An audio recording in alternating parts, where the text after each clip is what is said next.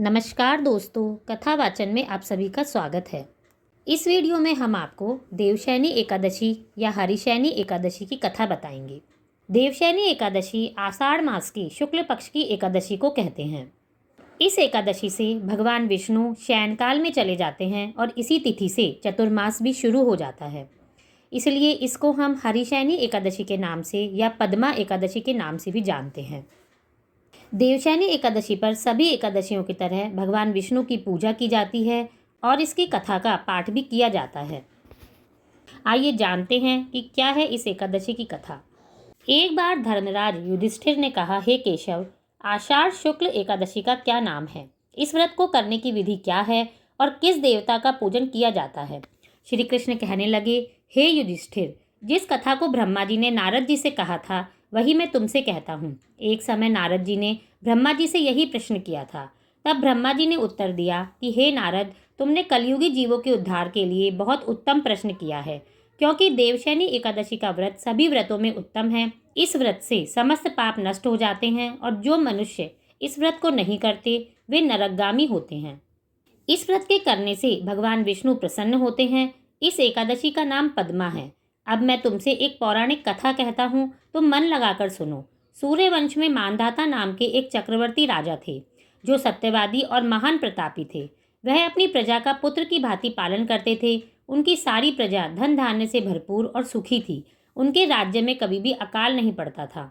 एक समय उस राजा के राज्य में 3 वर्ष तक वर्षा नहीं हुई और अकाल पड़ गया। प्रजा अन्न की कमी के कारण अत्यंत दुखी हुई। अन्न के न होने से राज्य में यज्ञादि बंद हो गए। एक दिन प्रजा राजा के पास जाकर कहने लगी, हे राजा, सारी प्रजा त्राही त्राही पुकार रही है, क्योंकि समस्त विश्व की सृष्टि का कारण वर्षा है। वर्षा के अभाव से अकाल पड़ गया और अकाल से प्रजा मर रही है। इसलिए हे राजन, कोई ऐसा उपाय बताओ जिससे प्रजा का कष्ट दूर हो।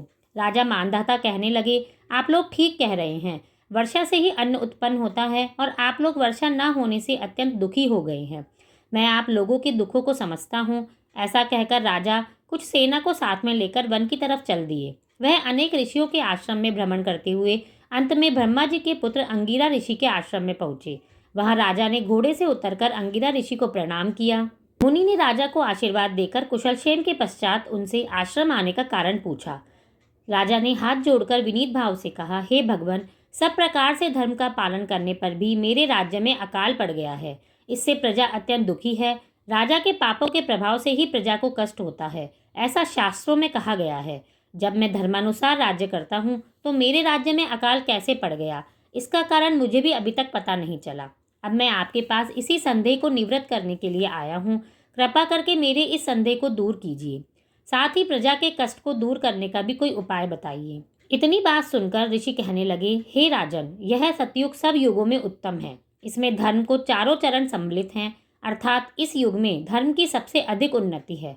लोग ब्रह्म की उपासना करते हैं और केवल ब्राह्मणों को ही वेद पढ़ने का अधिकार है। ब्राह्मण ही तपस्या करने का अधिकार रख सकते हैं, परंतु आपके राज्य में एक शूद्र तपस्या कर रहा है।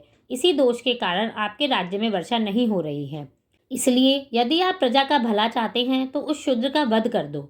इस पर राजा कहने लगे, महाराज, मैं उस निरपराध तपस्या करने वाले शूद्र को किस तरह मार सकता हूँ? आप इस दोष से छूटने का दूसरा उपाय बताइए।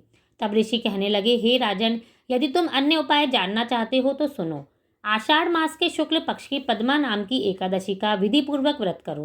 व्रत के प्रभाव से ही तुम्हारे राज्य में वर्षा होगी और प्रजा सुख को प्राप्त करेगी, क्योंकि इस एकादशी का व्रत सब सिद्धियों को देने वाला है और समस्त उपद्रवों का नाश करने वाला है।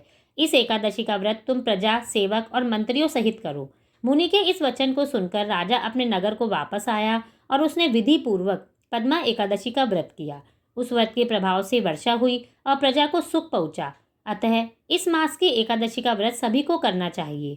यह व्रत इस लोक में भोग और परलोक में मुक्ति देने वाला है।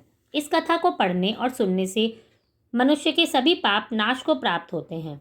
इस तरह से आप सभी विधि पूर्वक इस एकादशी के व्रत को करें और इस कथा को जरूर सुनें, ताकि आपको आपके व्रत का पूरा फल भी मिल सके। आप सभी को देवशयनी एकादशी की बहुत बहुत शुभकामनाएं। धन्यवाद।